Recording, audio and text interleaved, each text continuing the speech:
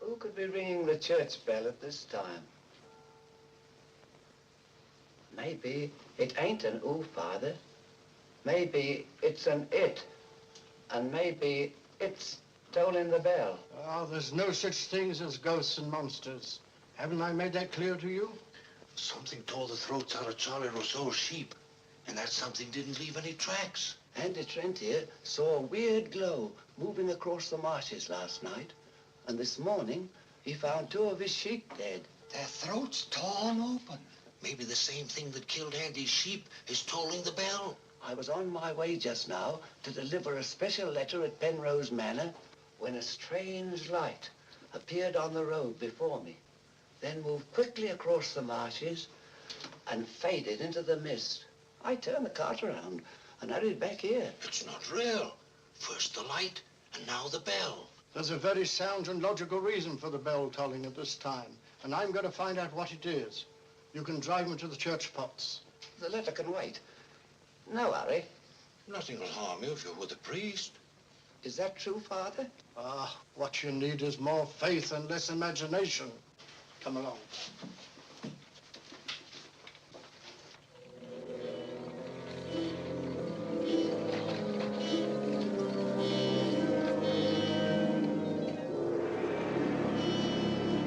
I better deliver that letter to the manor. I'm sure it's important.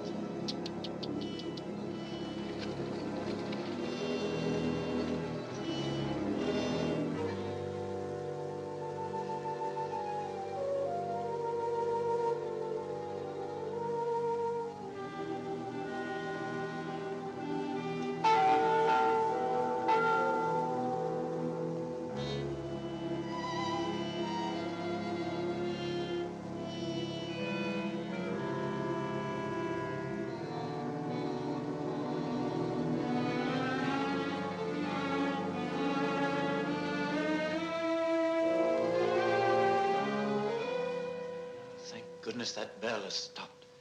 Odd. It's tolling at this time of night. I don't like it. What with this phantom roaming the marshes? I saw it again tonight. Who would that be?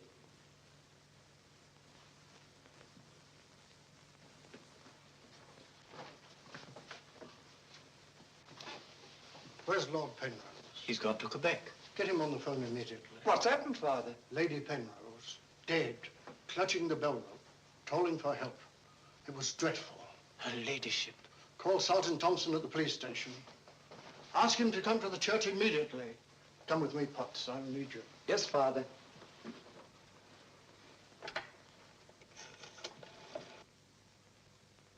Operator, put me through to Quebec. Lord William Penrose.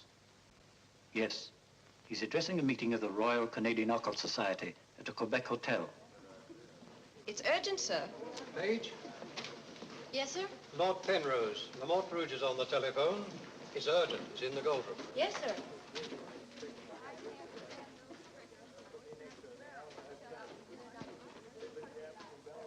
Gentlemen, as you know, the greatest obstacle in proving the authenticity of the occult lies in finding facts. However, if the facts are there, even the most hardened skeptic, provided he has an open mind, must finally acknowledge the actual existence of the supernatural. Do you admit that, Mr. Holmes? Facts are always convincing, Lord Penrose.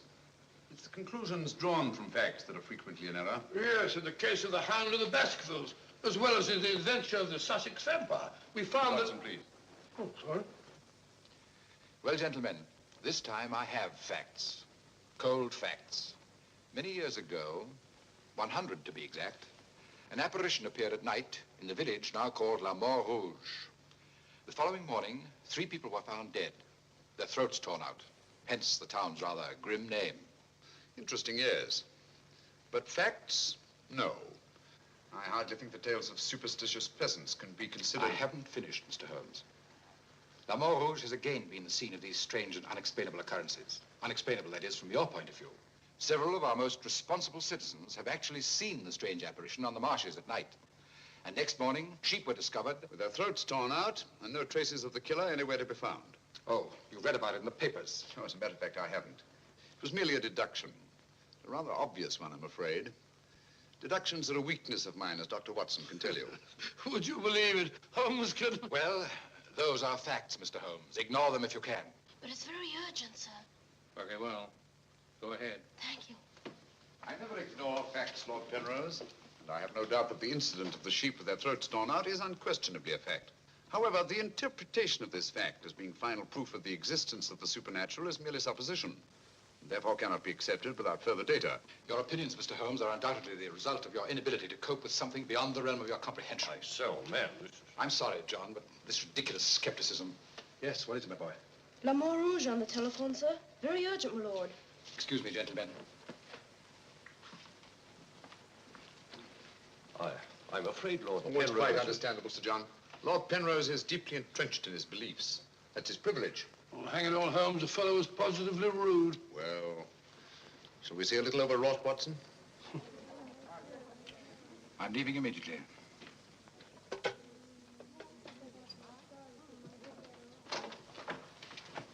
Order my card, Watson. Hurry. Yes, sir.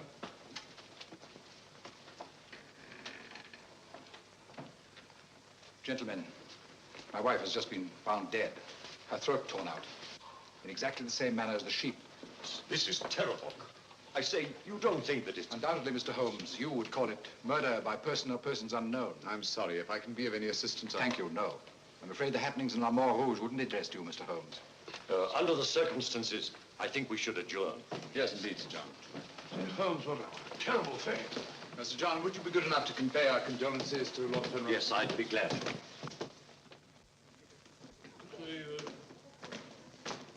Can't we get something to eat before we leave? You don't often get food like you do here. Don't you ever think of anything else besides your stomach? No, not often. I gotta get a paper. Morning. Good morning, sir. I imagine you'll be glad to get back to London, Mr. Holmes. Yes, indeed. Oh, by the way, there's a letter for you, sir. Thank you. Oh, here's something about Lady Penrose. She was found in the church with her throat horribly cut. Evidently dragged herself from the marshes nearby and tried to summon help with a bell rope. What's in it? What is it, Holmes? Listen to this, Watson. Huh? My dear Mr. Holmes, I've every reason to believe my life is in danger. Yet, if you were to ask me how I know, I couldn't give you a logical answer. There is nothing tangible, yet like a terrible premonition. It is all so frightfully real. I heard of your being in Quebec, and I'm turning to you, a stranger, and asking your help in the frantic hope that you'll not fail me. Oh, who's it from? It's signed Lillian Penrose. Lady Penrose? A letter from the dead woman? Well, what's it mean, Holmes? I should say that Lady Penrose lived in fear of her life. Some secret hidden in her past, in all probability. Oh, perhaps it isn't as simple as that. What if Penrose is right? I'm glad we're going back to London. Things like that can't happen in Baker Street. More's the pity, Watson. Huh? Do you know a village by the name of La Mort Rouge? Yes, sir. It's about 12 miles from here, up towards the falls. Thank you. Great Scott, Holmes. You mean you're going to take on the case? Quite. Telephone the airport and cancel our reservations, will you? Certainly, sir. Consider, Watson, the irony, the tragic irony. We've accepted a commission from the victim to find her murderer. For the first time, we've been retained by a corpse.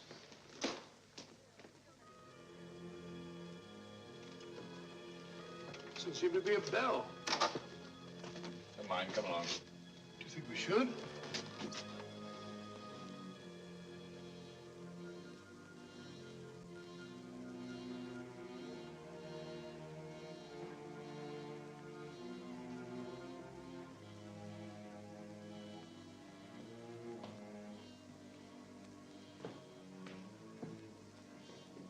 What a cold, cheerless-looking room.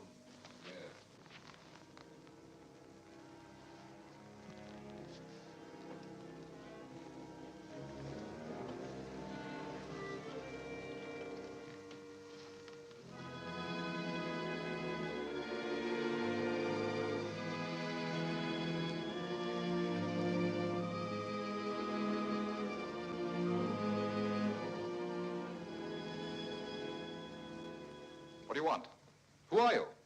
Mr. Sherlock Holmes. I apologize for this intrusion. Would you mind, gentlemen?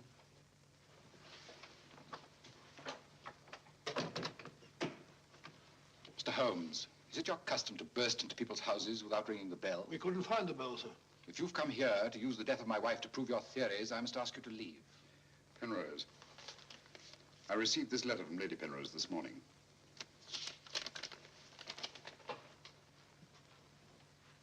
That was devilish awkward.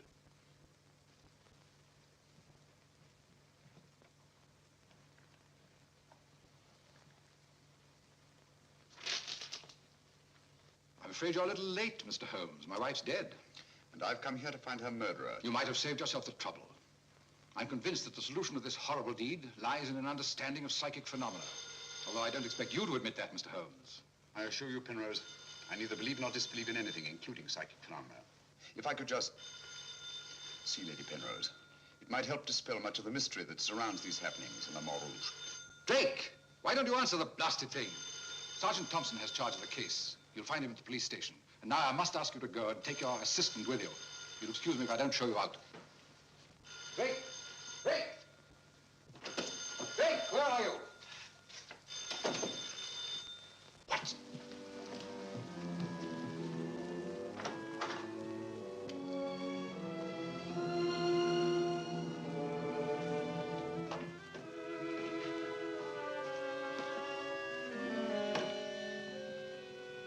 Holmes, I've seen it before. Right, Watson, you have. Yes, but where? Never mind that now. We must examine the wound before Penrose returns and has us thrown out of the house. Clumsy job. Just missed the jugular vein. Must have bled to death. And it bled for several hours, eh? Possibly more. Long enough for Penrose to leave Le Mort Rouge and reach Quebec in time for the meeting? Holmes, you don't suspect I Penrose? suspect nobody, Watson. I was just asking a question. I beg your pardon, gentlemen. There is another who desired the death of her ladyship. I saw it last night in the fields, moving in and out of the shadows. You're the butler, aren't you? I was the butler. I've given notice.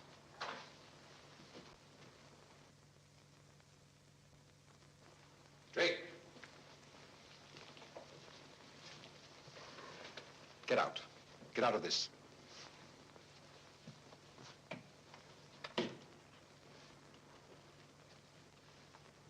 trust you found what you were looking for. Two things have been made clear to me, Penrose.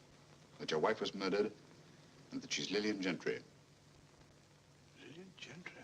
Will you leave, or must I call the police? That will not be necessary. We're on our way to the police station now. The wounds found on Lady Penrose's throat are identical with those found in the throats of the dead sheep. Now, I'm not a superstitious man, Mr. Holmes, but I don't know of any weapon capable of inflicting such wounds, except an animal's claw. Of course, it could be done by a five-pronged garden weeder. Not that garden weeder, Mr. Holmes. That's mine. I use it to weed the garden at the back of the jail. I'm inclined to agree with the Sergeant, Holmes. A weapon such as that would have severed the jugular vein, and death would have followed immediately. Lady Penrose lived long enough to drag herself to the church and toll the bell in a frantic effort to call for help. Yes, I know all about that. But there must be some logical motive instead of all these goblins and monsters. Sergeant, have you ever heard of Lillian Gentry? No, I can't say that I have, Mr. Holmes. She was a famous actress who came to America some time ago. She appeared for many years in the United States and Canada. Then suddenly she disappeared. Her disappearance was never explained, and she was soon forgotten. But what's the connection between Lillian Gentry's disappearance and the death of Lady Penrose? Lillian Gentry and Lady Penrose are one and the same person. The same person? Precisely. One more question, Sergeant. Do your files show anyone with a prison record living in La Mort Rouge? No, Mr. Holmes. The only person having any connection with a prison is Emile Journet. He came here 2 years ago with his daughter and bought the hotel. He was a guard at Talon Prison. Thank you, Sergeant. I hear there are a lot of prairie chicken in these parts. I'd like to have a bag of them someday. I think that can be arranged, Doc. Yes, we can stop over at the farmyard and you can shoot all the chickens you want. That's all very funny, Holmes. Here you are, old fellow. We're going to engage rooms at Monsieur Journet's hotel. Landlord!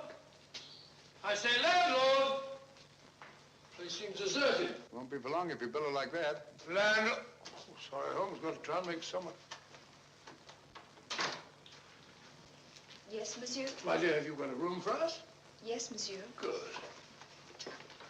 Sign here, please. I'll sign for us both. Oh, thank you. You seem very young to be in charge here. Yes, monsieur. You are Mademoiselle Journet? Marie's your name, monsieur. My dear, you've been crying. Why? Papa's going away. Oh, come now. Is that such a tragedy?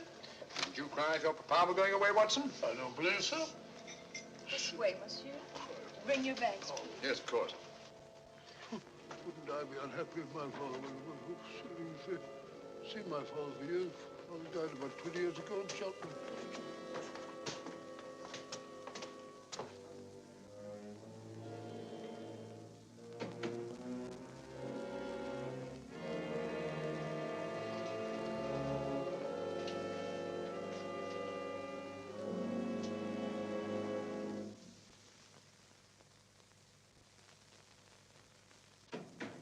Some talk of Alexander and some of Hercules, of Victor and Lysander, such great names as these.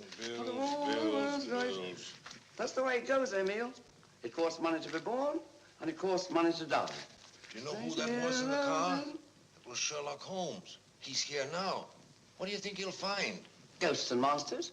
What else is there for him to find? There's nothing. I don't know. You're afraid, Emile? Of course I am, and so are you. Who isn't? Why should Sherlock Holmes come here? To investigate the death of Lady Penrose. What else? I'm afraid Mr. Holmes will return to London a sadder, but a wiser man. Why do you say that? Well, you can't arrest ghosts and monsters, can you now? Well, I'm on my way. The mail must be delivered. Some talk of Hercules, some of Hercules. That's better. This room gives me the creeps. It is very seldom used, monsieur. It isn't often that strangers come to Le Mort Rouge, and when they do, they never stay. I can't say that I blame them. Will your father be away for long? I don't know, monsieur. Where is he leaving? I don't know. Marie! If you need anything, just ring, monsieur. That girl's frightened, Holmes. Obviously. She made the mistake of telling us that her father was leaving. Huh? You don't think that Journet... Suppose we have a little talk to Monsieur Journet. It might prove illuminating. Didn't I tell you not to answer any questions? Yes. Didn't I tell you to keep a silent tongue in your mouth? Yes, Papa. So you told them I was going away? Yes, Papa. I'll teach you to keep your mouth shut. Monsieur Journet, just why are you leaving La Mort Rouge at this particular time? I'm not leaving. What gave you the idea that I was? Your daughter? My daughter's mistaken. I merely said that I would like to go away. I've just been teaching her the difference. Yes, so I observed. I can't say that I approve of your method, sir. I'll ask you to mind your own business. Run along, dear. Oh, there, my dear. Disgraceful, hitting a child. Monsieur Journet is quite right. It's none of our business. Monsieur Journet, what do you know of the death of Lady Penrose? Only what everyone in the village knows, that she was killed by the monster. You've seen this monster? No, but who else could have done this terrible thing? Sheep have been killed, their throats torn out. You were a jailer at town prison, weren't you? Oh, yes, monsieur. Why did you decide to come to La Mort Rouge? Well, I always wanted to own a hotel, and I heard this one was for sale, so I bought it. That was 2 years ago. Yes. I believe it was about the time the monster made his reappearance, wasn't it? Do you suspect me of being the monster, Mr. Holmes? No. I was just remarking a coincidence. I thought you didn't believe in those things, Holmes. Quite right, Watson, I don't. At least, not in the supernatural variety. Not the werewolf who bites into his victim's throat with his teeth.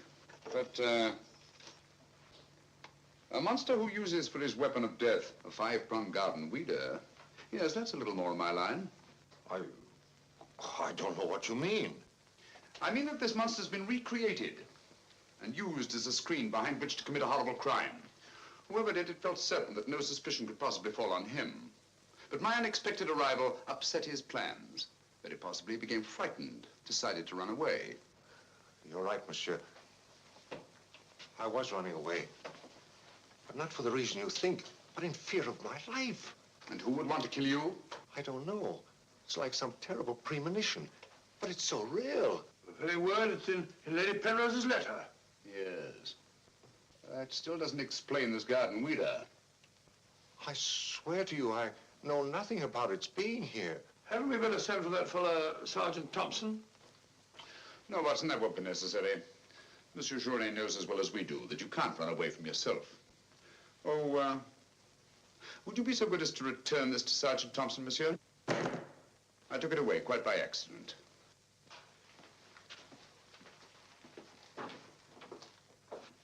Monsieur Journet knows as well as we do. You can't run away from yourself. This fellow Journet seems a very frightened chap. Do you think he'd have any connection with Lady Penrose's murder? Time will tell us many things, Watson. And now, my dear fellow, there's something you can do for me, if you will. Anything, Holmes? I knew I could rely on you. I want you to mingle with the people in the cafe tonight. Find out all you can and keep a particularly sharp eye on Journet. Does he sort of take over the case? That's right, old boy. I want to get a good night's rest before starting out again in the morning. Oh, and incidentally, make yourself as inconspicuous as possible, will you?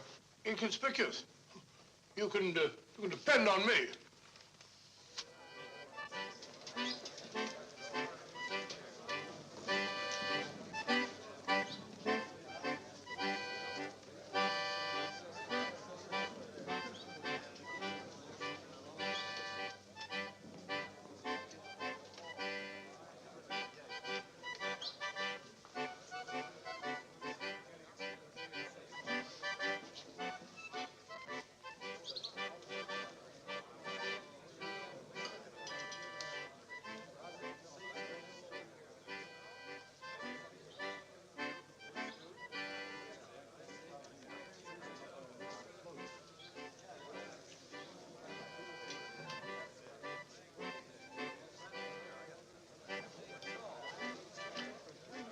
Thank you, my dear.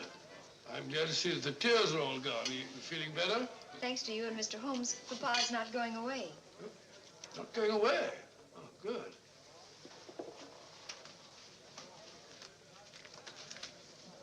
Journet not going away.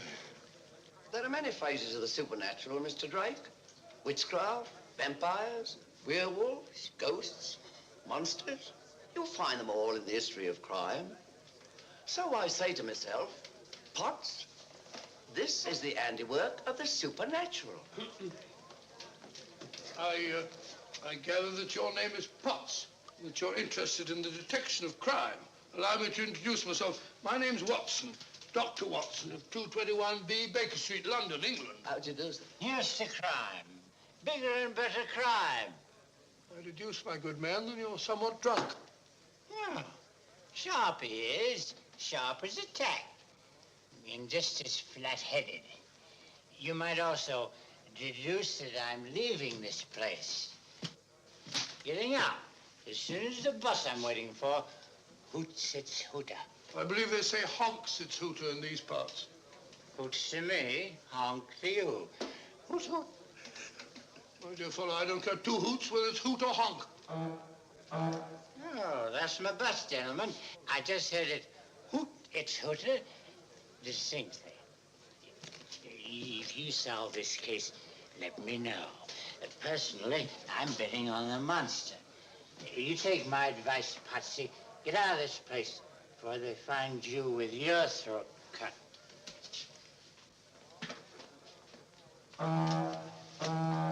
Hoots! It's hooter.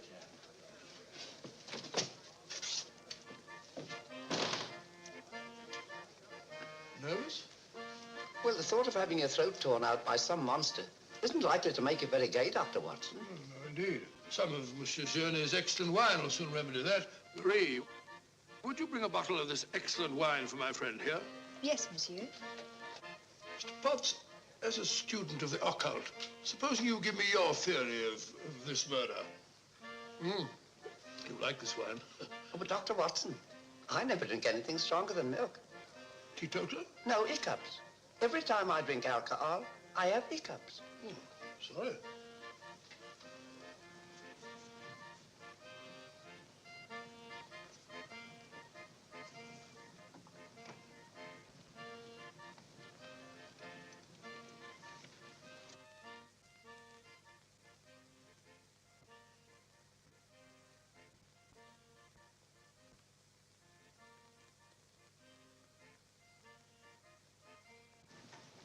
Mr. Holmes.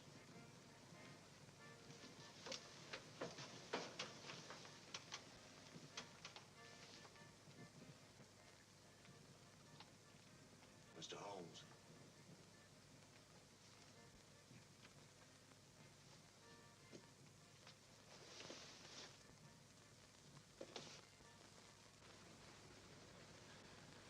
This circle is where the murder actually occurred. Yes, Mr. Holmes.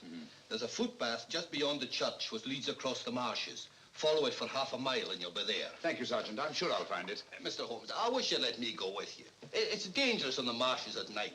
These swamps, one false step... I'm sorry, Sergeant, but it's important that I go alone. I'll keep close to the path. Well, will Dr. Watson be going with you? No, Sergeant.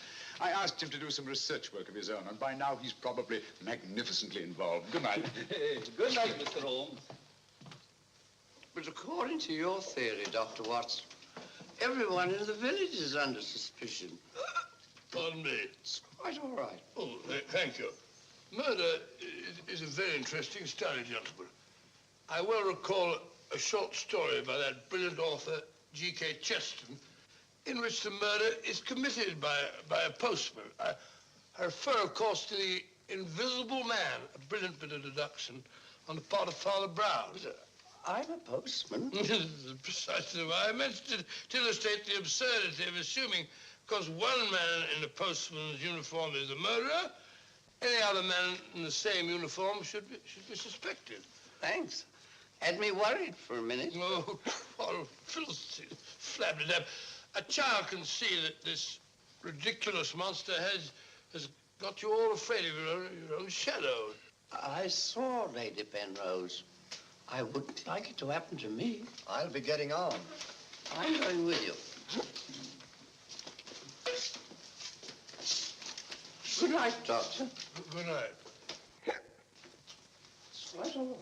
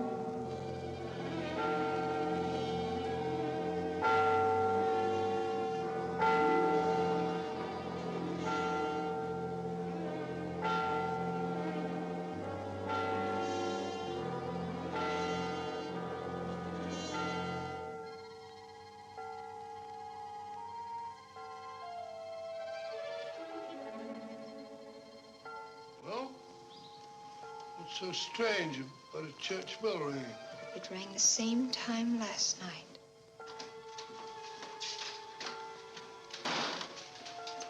Excuse me, Dr. Watson. Can you tell me if Mr. Holmes is armed? Armed, my dear fellow? Why should he be? He's gone to bed. You're wrong, Doctor. He went out in the marshes alone. I tried to go with him, but he refused. But great Scott, if he runs into this monster and he's by himself, he'll get killed.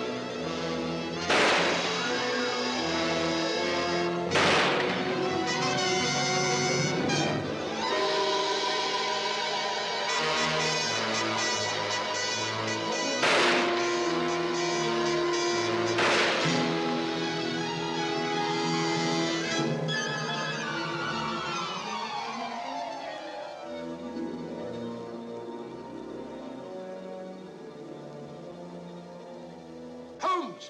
Holmes! Are you all right? Where are you, Watson? Here I am. Over here, Holmes. Watson, where are you? I'm in the bog. Oh, good gracious. Come here. Your instructions were to mingle with the people and stay in the cafe. Sergeant Thompson said you were out here alone, so I thought you might need help. Yes, so you proceeded to fall in the bog, eh? Fall? I was pushed into the blasted thing. Pushed by the most ghastly apparition. Came at me like a roaring furnace, with spitting fire in all directions. Before I could get my revolver, the thing was upon me. The next thing I knew, I was in the bog. Are you all right, Mr. Holmes? I heard shots. Yes, I'm all right, but Dr. Watson here seems to have encountered the monster. He has? Come on, old fella. We'd better get you out of these wet clothes and into a hot tub before you catch a death of cold.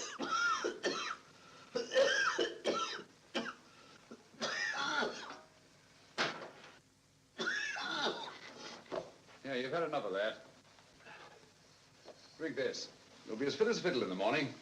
Sorry you had such a bad time. I got a right to share your dangers. Thanks, old fellow.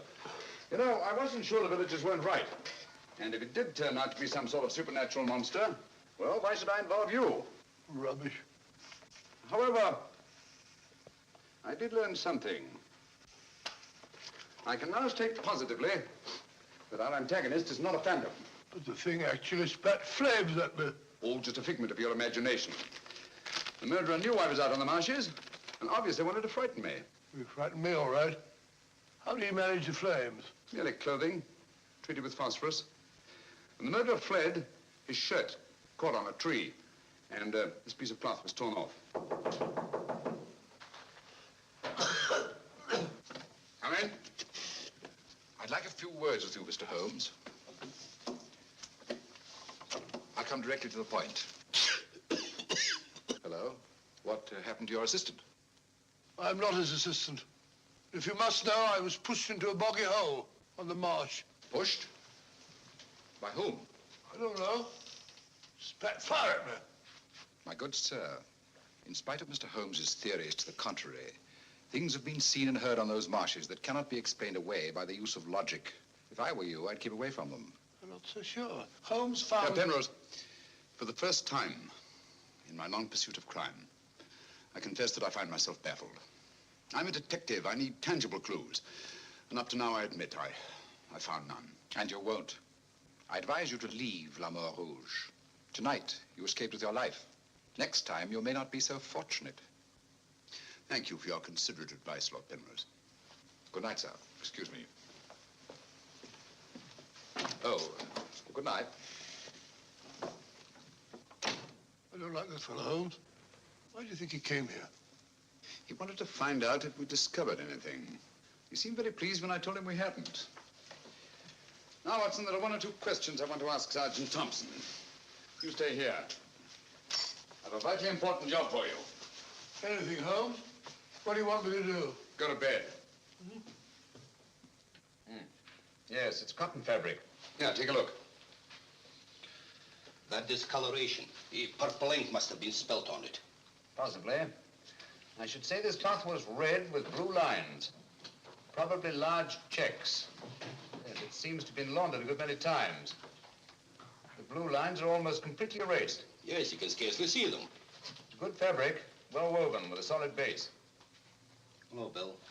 Hello, Sergeant. Your phone call must have been important to bring me over this time of the night. It was. This is Mr. Sherlock Holmes. He wants to ask you a few questions. This is Mr. Taylor, the storekeeper, Mr. Holmes. Oh, good evening, Mr. Taylor. Good evening, sir. Have you any shirts of this design? The squares are red and the lines blue. Yes, I have. Can you remember to whom you sold them? I can. I keep them in stock specially for Judge Brisson. He won't have anything else. Judge Brisson, who's he? A retired magistrate. He's a cripple, lives alone with his housekeeper. Have you sold any of these shirts to anyone else? No, sir. They're too expensive for the village and the boatmen.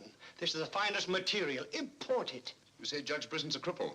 Yes, he was a magistrate in Quebec. Had a stroke about 2 years ago. That's why he retired and came here to live in Le Mort Rouge. Just about the time that Monsieur Journey arrived here. Now that you mention it, it was just about then.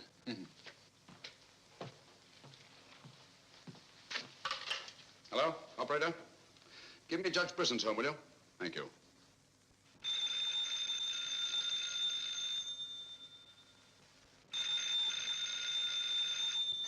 Nora. Let it ring. Haven't I told you not to answer the phone at night? Yes, sir. Well, then obey my orders. Yes, sir.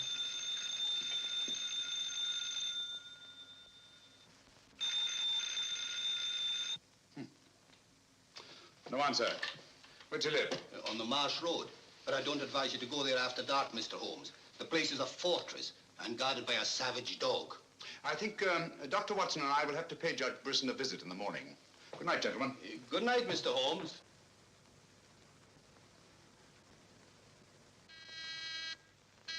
Two locks on the door. One of them new. Yes, I should say that Lady Penrose's death had increased Judge Brisson's terror. Don't like the sound of that dog. No, sounds hungry. Possibly ravenous. Couldn't we come back after he's had his breakfast? I'm sorry, Watson. Our business won't wait. Oh. Stop now. Yes, Watson.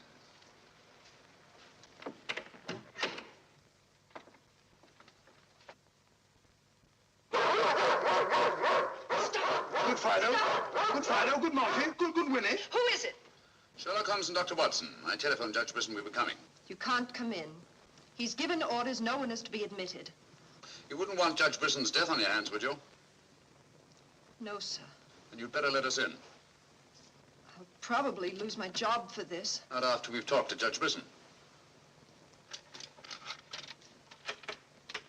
My good woman, you keep an eye on that dog.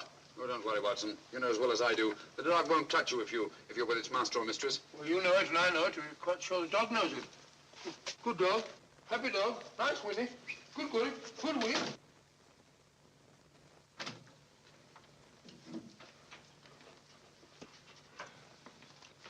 Let me warn you, I'm armed. And I'm an expert shot. We didn't come here to harm you, Judge Brisson, but to protect your life. I told you over the phone this morning, Mr. Sherlock Holmes, that I did not want to see you. I don't want to see anyone. But I want to see you. Stay where you are. Nora, show these men out. Judge Brisson, if you'll answer a few questions, I may be able to save your life. I have the fullest confidence in my own defenses, and I will not trade them for any theories of Mr. Sherlock Holmes, however plausible you make them sound. Now get out, will you? I'm sorry. Under the circumstances, I'm helpless to prevent your death. Almost certainly by violence. Come along, Watson.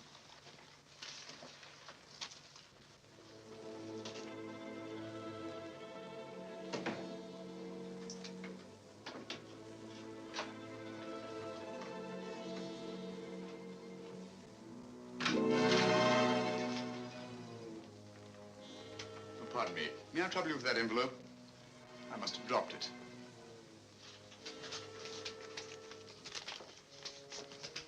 Thank you. You're a very clever man, Mr. Holmes. A crude device, Judge Brisson, but it's confirmed my suspicions that you're not the cripple you pretend to be. I'm sorry. But I'm frightened of everything and everybody. Why'd you sit down? You want to get shot, Holmes? Come in, Watson, and close the door. Sit down, old fellow. Judge Brisson has decided not to shoot us. Oh, very kind of him. Gentlemen, this fear is driving me mad. It's quite understandable. The whole village seems to be consumed with fear. But in your case, judging from your vicious dog, those barred windows, and that hunting rifle, it's not fear of the supernatural. Just what are you afraid of? Well, truthfully, Mr. Holmes, I don't know. And yet I feel its very presence. At times, I feel I can almost reach out and touch it. When I first came to La Mort Rouge, I had a slight attack. It affected my legs, but, well, I've recovered. And you've continued the deception, using the wheelchair as an excuse for not going about the village. Well, you see, people would be more inclined to accept my hermit-like existence. Yes, naturally. Tell me, Judge Brisson, had you ever heard of Monsieur Journet before you arrived at La Mort Rouge? No, I hadn't. How many of these shirts has your housekeeper purchased for you? Oh, 4 or 5. I'm not positive. You still have them? Well, 1 or 2 became badly worn, and I told my housekeeper to give them to a man who was doing some work for me at that time. Can you describe him? No, I'm afraid I can't. That was about a year ago, you see, and, well, I didn't pay much attention to him. He worked in the garden. Could your housekeeper remember him? No, that was a different housekeeper then. She went to the United States. Try to remember, Judge Brisson. Your life may depend on it. I do remember one thing. He had a very slight limp. I used to watch him from that window as he walked across the lawn. Splendid. Continue your vigilance, Judge, and under no circumstances allow anyone to enter the house, even someone you may know well. What's that mean, Holmes? It may mean nothing, Watson, and it may mean everything. I'm quite sure that Sergeant Thompson will have observed a man with a limp in a village the size of La Mort Rouge. Good day, Judge, and thank you. Good day, sir. I'm sure Sergeant Thompson will have observed a man with a limp in a village the size of La Mort Rouge.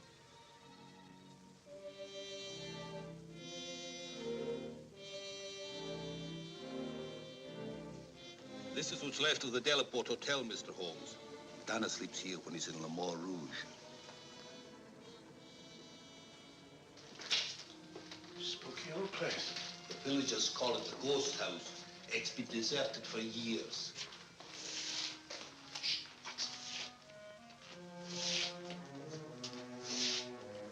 He walks with a limp. A left foot, I think. To the trained ear, Sergeant, footsteps have a characteristic rhythm as identifiable as fingerprints.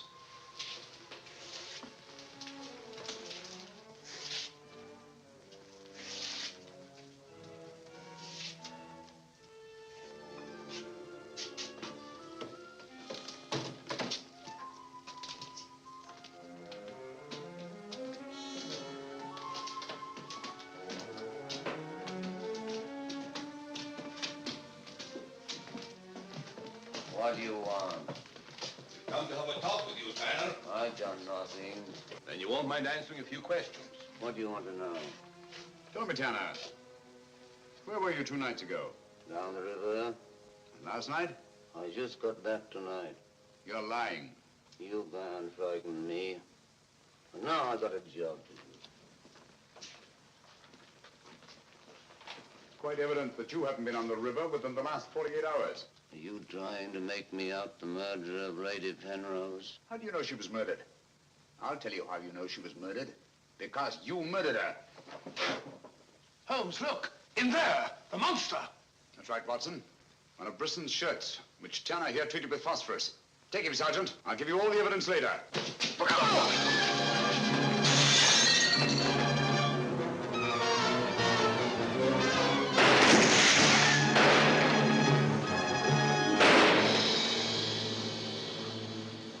You got him, Sergeant? I'm sure of it.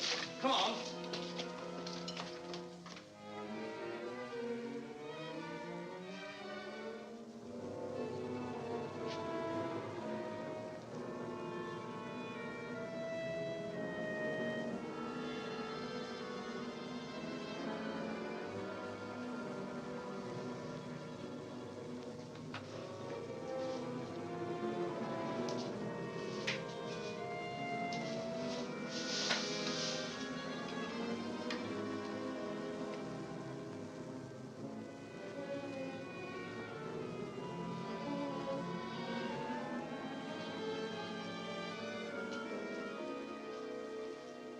I see no reason why we shouldn't leave for home tomorrow.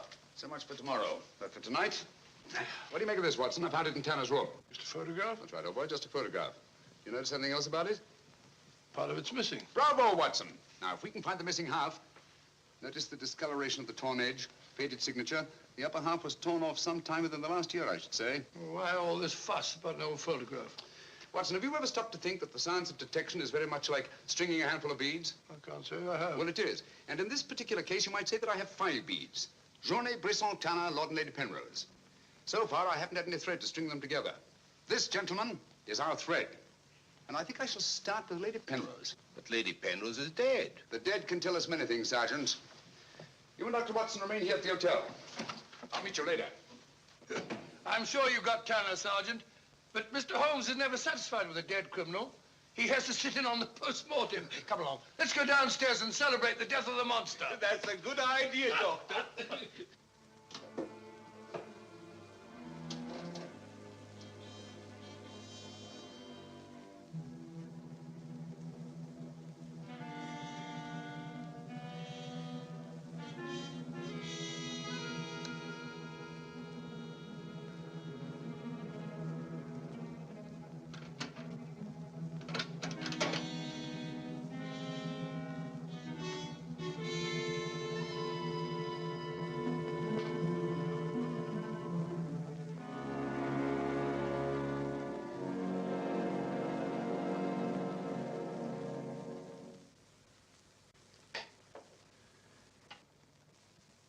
So the great Sherlock Holmes becomes a common thief. You realize, of course, that I might have shot you. I knew that you'd refuse to see me, so naturally I had to take that chance. Tell me, who is Alistair Ramsden? What has he to do with your being here? Perhaps this will explain. Found the lower half in a room occupied by a boatman named Tanner. The upper half was in Lady Penrose's safety box. Alistair Ramsden murdered a fellow actor in my wife's company. He was sentenced to life imprisonment. The whole thing was a great shock to her. So she retired from the stage and you married her shortly after? Yes. Where and when was this murder committed? In Quebec, 5 years ago. Ramsden was shot 3 years later trying to escape from Calonne prison. His body disappeared in the St. Lawrence. Was it ever recovered? I don't believe so. Penrose, Alistair Ramsden and Tanner are one and the same person. What? It was he who sent the upper half of that photograph to your wife as a warning. What could my wife have in common with a murderer? Yet he killed her. He killed her? Yes. The monster was none other than Tanner himself. We found a shirt impregnated with phosphorus in his room. Tonight, when we faced him with the evidence of his crime, he bolted and jumped out of the window into the river. Sergeant Thompson fired a couple of shots at him. He's dead? In a way, yes. I don't understand. Tanner is dead only because he was discovered, and have therefore outlived his usefulness to his creator. But I'm afraid that Alistair Ramsden, the actor, who created and played the part of Tanner, is very much alive. But surely, now that you know who the murderer is, the police... It's not quite as simple as that. During the time he's lived here, Ramsden has undoubtedly established another character for himself, perhaps several others, who are by now familiar to the people of the town of Le Mans Rouge and quite above suspicion. He could be almost anyone in the village. He may even have been your butler, Drake. This is fantastic. Yes. Yet Lady Penrose's death is only the beginning. There's no saying where this madman will strike next. Tell me, is there anyone else in Le Mans Rouge who may have been connected in any way with the case of Alistair Ramsden? Judge Brisson was the magistrate who tried and sentenced him.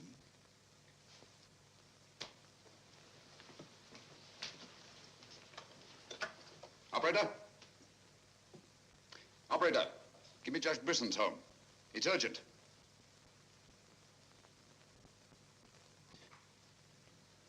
Judge Brisson, this is Sherlock Holmes. Oh, yes, Mr. Holmes. Oh, I'm quite all right, thank you. I chained up the dog, as you asked. As I asked? I haven't telephoned you before. Somebody's obviously imitated my voice in order to gain access to the house. Certainly, Mr. Holmes. I'll lock all the doors and await your arrival. Yes.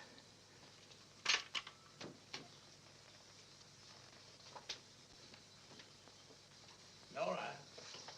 Nora! If I can be of any assistance, Mr. Holmes. Thank you, but I'm afraid. You think Judge Brisson's life's in danger? I only hope I'm in time to prevent a second murder.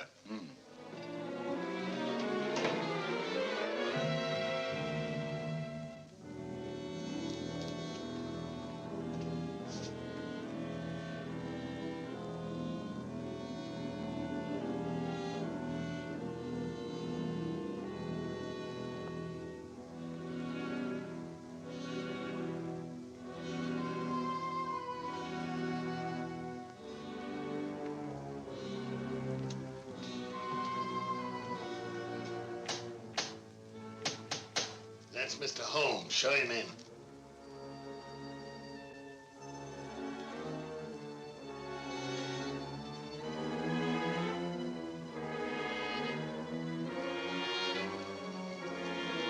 Hurry up, hurry up.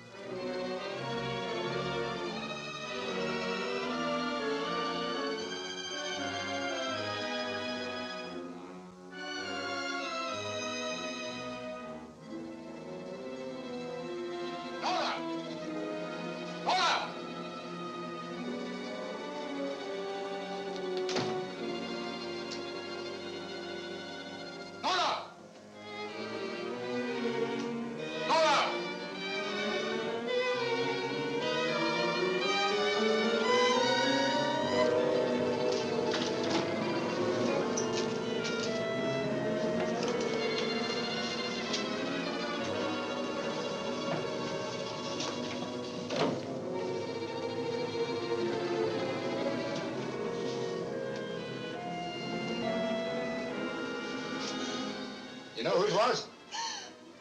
I don't know. I don't know.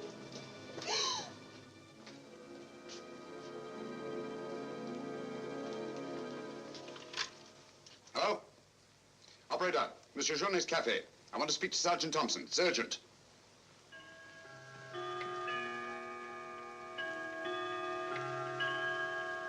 Sergeant Thompson, this is Sherlock Holmes. I'm at Judge Brisson's. He's been murdered. Judge Brisson's been murdered. Judge Brisson? The murderer gained access to the house, gagged and bound the housekeeper, then disguised as Nora, murdered Judge Brisson. I'm returning to the old Delaporte Hotel on the chance that he'll go there to change his clothes and assume another disguise. Ask Dr. Watson to meet me there as quickly as he can, will you?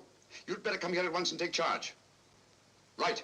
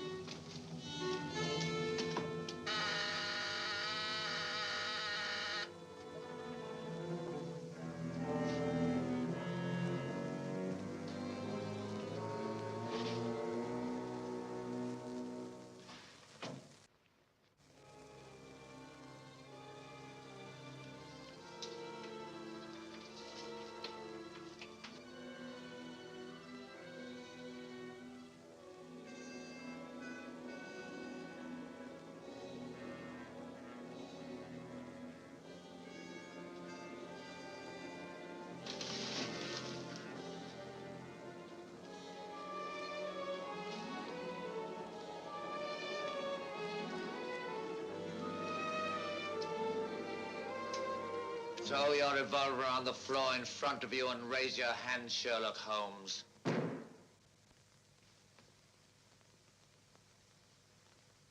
I should have thought you would have felt more at home in the spotlight.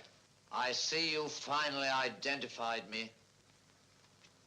Jack Tanner and Nora the housekeeper were brilliant. You should really take a bow.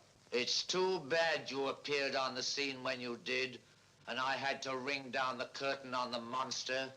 Your recreation of the monster of La Mort Rouge as a means of murder must have given you great satisfaction. Why did you kill Lady Penrose? I see no reason why I shouldn't tell you. I couldn't bear the thought of another man possessing her. And Judge Brisson? During the trial, I grew to hate him. And when he sentenced me to prison, I vowed that someday I would escape and kill him. I see. Obviously, you planned still another murder. Otherwise, you'd have returned to the safety of your first disguise and defied me to find you. You're right. I am. There were 3 people in my life who had no right to live. 2 have already died. The 3rd remains.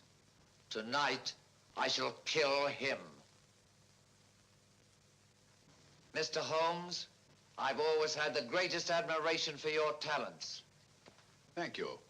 Your performance in this case has also been brilliant. So brilliant that I'm afraid I'm going to have to ring down the curtain on it a bit prematurely. Mr. Ramson, we are artists in our fashion, not creatures skulking in alleys. If our positions were reversed, I shouldn't think of sending you to your death, lacking a few stray pieces of the puzzle. What do you want to know? The name of the 3rd person. I have no objection.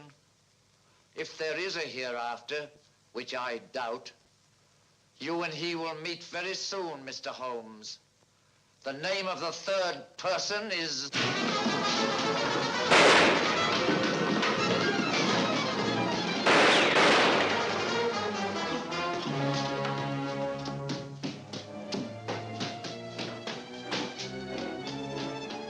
Coming, Holmes! Look out, Watson!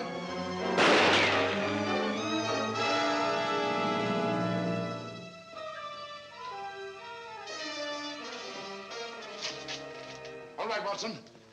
Where is he, Holmes? He's gone. Thank heavens you're safe. Thank heaven you came and you did. There it is, Watson. Look out.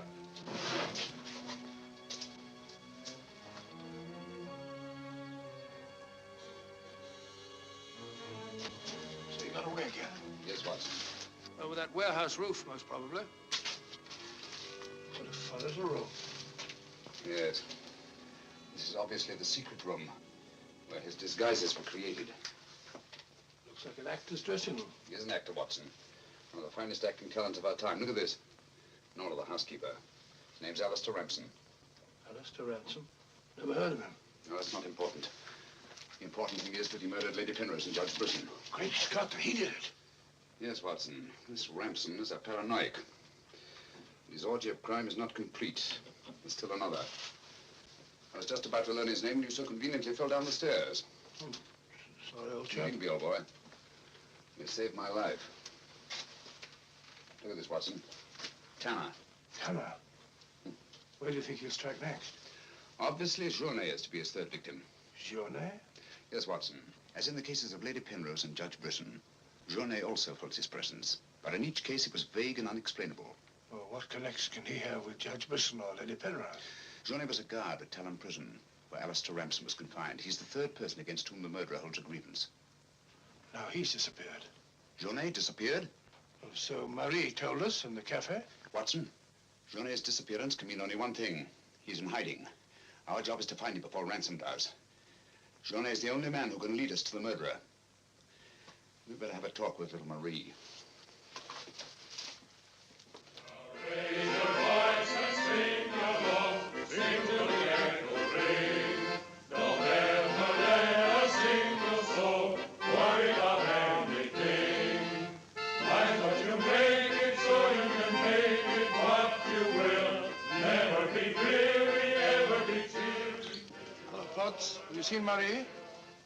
No. Have you seen her? Can't say I have.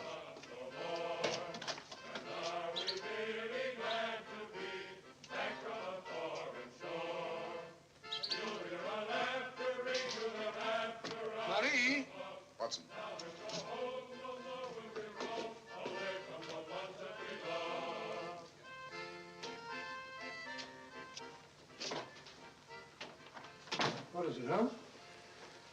I'm afraid we're too late. Marie.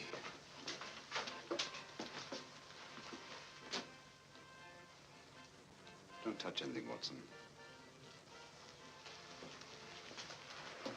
Murdered in exactly the same way as Judge Brisson and Lady Penrose.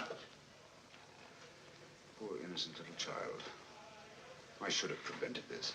Nonsense, my dear chap. You did everything possible. How on earth could you have prevented it? The child's death is a tragedy, of course.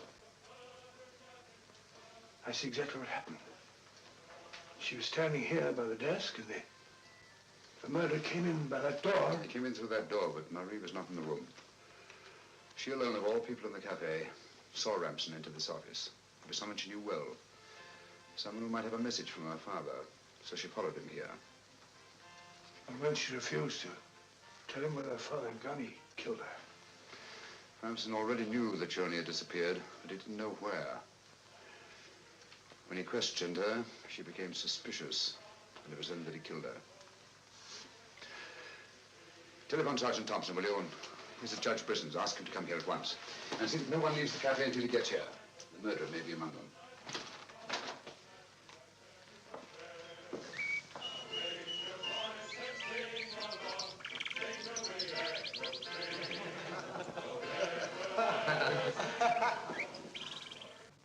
What could happen to Holmes?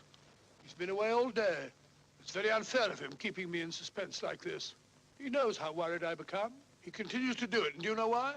He actually enjoys making me miserable. Half a mo.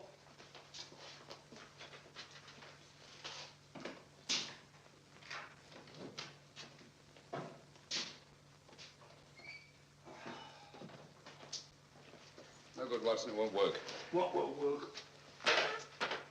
I've been to every place where Joni could possibly be in hiding. That's where you've been all day. Yes, Watson, and I must admit that I'm completely baffled. We've got to find Joni before it's too late. But how?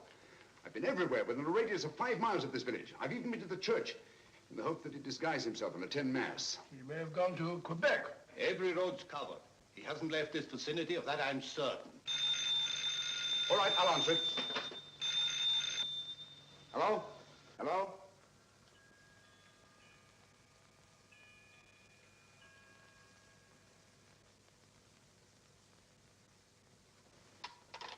Who was it, Holmes? Watson, get your hat and coat. You're very rude, Holmes. You leave me all day long with that very dull inspector. I ask you a perfect polite question, and all you say is, Watson, get your hat and coat. We're going to find Joni. Sergeant, you wait here till I call. Watson, do this. Watson, do that. Watson, get your hat and coat. Watson, speak up. Watson, Brisson's house. Watson, this, Watson. It's my opinion that Judge Brisson's house is the last place that you'll find Joni. Put yourself in Joni's position, Watson. Where's the most likely place that Ramson would look for you? Certainly not in the very house in which he's just killed one of his victims.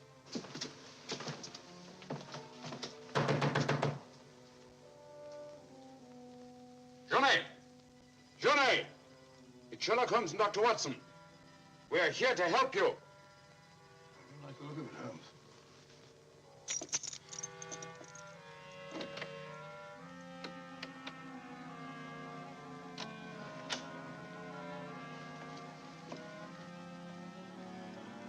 Holmes!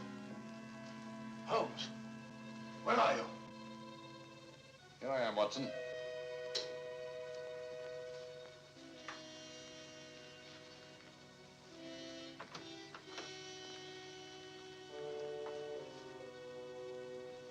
Joni! What do you want? We've come to help you. How did you know I was here? When you called your hotel just now, I answered the telephone. The chimes of Brisson's clock here merely confirmed what I already knew. You must return with me to the cafe at once. I'm not leaving this house. The murderer's waiting out there in the marshes to kill me the moment I leave here. Naturally, but first he must have the opportunity. If you return to the cafe, he'll have that opportunity. It's the only way we have to apprehend the murderer. What if I refuse? Joni, what I have to say to you is not going to be easy. Marie... What? Murdered. Now you know why you must return. This fiend must be brought to justice. Justice? This monster kills my poor innocent child, and you talk of bringing him to justice. Will that compensate me for the death of Marie? If it's the last thing I do, I'll kill him with my own hands. Can't take the law into your own hands. Once you've returned to the hotel, he'll make an attempt on your life. Then we'll get him. How will we know who he is? You already know. It's his disguise that we haven't penetrated. Who is he? Alistair Ramson. Recognize the name? He attempted to escape from Talon prison when I was a guard there. Journey, if you don't want to remain in hiding for the rest of your life, you must return to the hotel and help me to put an end to this monster for all time. Come, let's go. Good. Put an end to him. How are you going to do that, Holmes? I'll tell you both about it on the way to the hotel. So you're really leaving, Doctor? Yes, Sergeant. Gentlemen, Mr. Sherlock Holmes and I are leaving immediately for London. It's extremely regrettable that the murderer has escaped us, but all our cases cannot be crowned with success. I'm extremely sorry, gentlemen. Have you no idea where this fiend has gone? Mr. Holmes is of the opinion that he's escaped across the border to the United States. It may be years before we can trace him, if ever. Oh, Jenny, just a minute. Our bill, please. Bill? Yes, Mr. Sherlock Holmes and I are leaving immediately. Oh, I'm sorry, Dr. Watson. I'm just on my way to the church to offer a prayer for Marie. I'll forward your bill to you. Yes, of course, my dear fellow. I understand. We'll leave our address at the desk. Goodbye, Mr. Potts. It's been a great pleasure knowing a man of your intelligence. Thank you, Dr. Watson. It has been most stimulating talking to one of your vast experience. Oh, thank you. Let's hope that we shall meet again someday and continue our little chats on crime. It would be most exciting. Oh, by the way, Mr. Holmes would like to see you for a minute in his room. Yes. I'll show you where it is. It's the second room on the right up there. Thanks. Hey, Neill, it's me, Potts. Do you mind if I walk part of the way with you? It's a bit frightening out here. It's these marshes. This is almost the very spot where Lady Penrose was attacked. 3 deaths in 3 days. It's a pity Marie had to be killed. She was such a sweet child. 3 deaths in 3 days. And still one more to be accounted for. You were frightened, Emil. It's strange to see you showing fear. The man I hated at Talon prison. Ramson!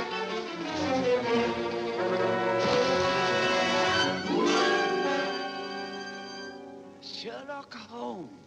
Yes, Mr. Ramson. So you see the final curtain has not fallen after all. I thought you were on your way to London. Naturally, that's what I wanted you to think. That's why Dr. Watson announced our departure in the cafe. Journey's leaving was purely bait to bring you into the open.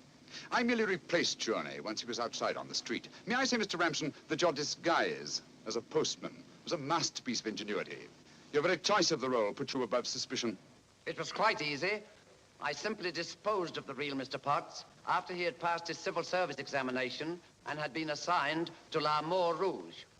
You realize, of course, that you'll never hand me over to the police alive. It's not my function to be your executioner. My duty is to hand you over to the authorities, which I fully intend to do. You're an optimist, Mr. Holmes. No, not necessarily. We're surrounded by police awaiting my signal.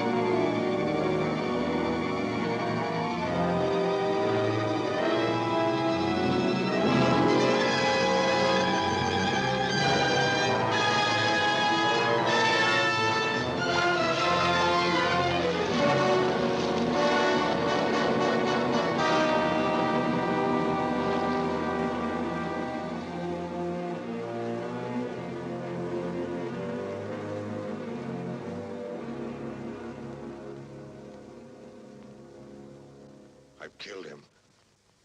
With this. Ransom's instrument of death has been his own executioner.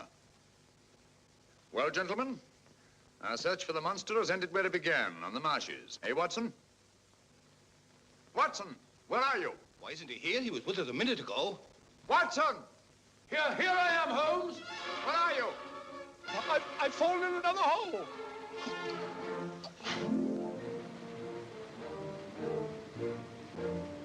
I should like to have seen a bit more of Canada before we sailed, Holmes.